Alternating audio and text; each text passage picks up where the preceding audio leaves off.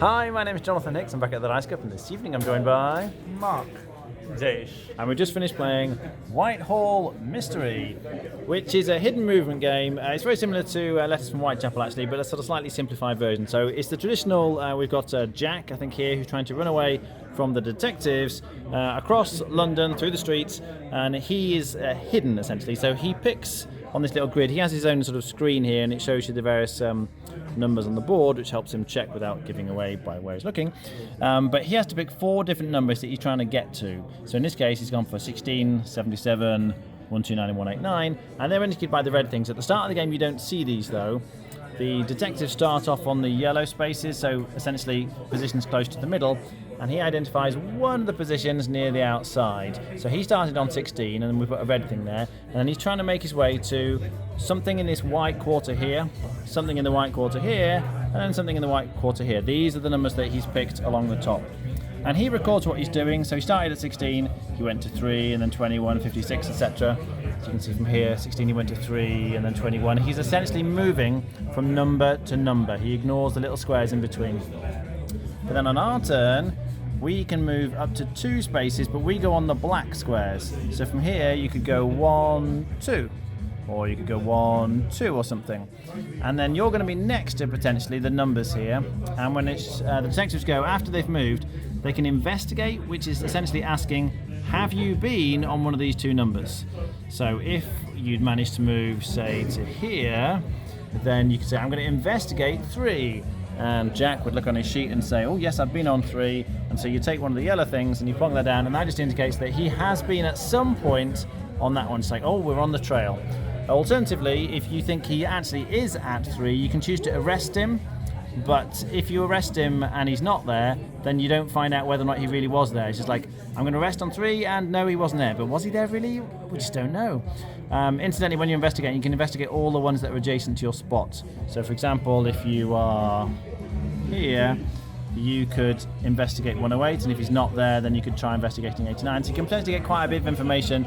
You can see near the end here, we've got a few of these yellow discs on various spaces around the board as we were following him round. So yeah, once he gets to his second location, he reveals it, and then his third location reveals it, and if he manages to get to his fourth location, which he didn't in this game, then he would win the game. Otherwise, if he runs out of time, he's got 15 moves, essentially, to get from one red thing to the next red thing. If he runs out of his 15 moves, then he will lose the game. He can't move through the detectives, so if he was here, for example, he couldn't move through to get to this one because this detective blocks the route. So the blocking's quite important in this one. But yeah, we each take our turn. Oh, there's some special abilities as well, incidentally. So at various points, these are kind of once per game. Jack could move twice using the carriage, or do an alley movement, which is like hop across the block rather than following the routes, or go on a boat. So you can kind of take a boat across the River Thames. And the characters have got special abilities as well, haven't they? So you had a boat movement as well. I think, Mark, what was your abilities? I can drag an investigator to me or close to me, so like to there maybe. Oh, yeah. Or I can do have an extended movement and stuff like that. All right. What do you think? I think of all the hidden moves, this is probably the purest, like the tightest, in the fact that it's got the fewest amount of bells and whistles tacked on. This is very much along the Letters from Whitechapel limited thing. It is essentially just, we're trying to hunt you down. There isn't tons of fighting going on around, like if you're a Dracula, or like the Spectrops where you're looking across squares and stuff, kind of anywhere in my eye line. It's very pure, which makes it's probably the tightest and the quickest of them. Letters from Whitechapel have gone quite well because the way it's set out. This is quicker. I think also you're ultimately under higher pressure quicker in this if you're the Jack player, because we know you have to go to these areas, and that's one thing, and because you don't like reset on the board like you're doing that, we know that we can probably try and block you off on this route. So I think straight from the off, you're trying to minimise your usage of the special abilities so you hold on to the later, because once you've got down to a single quarter left of the board, you've got to go to it. The investigators are going to be swarming all over you, and you've got to find a way through the net. Other than that, I think that's because it's pure, it's good in that. I think that's an advantage to the game, the fact that it's tight and you're just like, I want to play a hidden role game. I don't want too much else to think about. This works very well for that. Okay. Josh? Yes. very few options in movement. It's either just there are different types of movement. You can either do only one or two movements for the detectives, so that restricts it. But then there are parts which are very long, which have to be covered. Those are something which you need to look into. So it's a very simple game, but it can get complicated with people. It depends upon how people play. It's more on the ability of the people. Rating?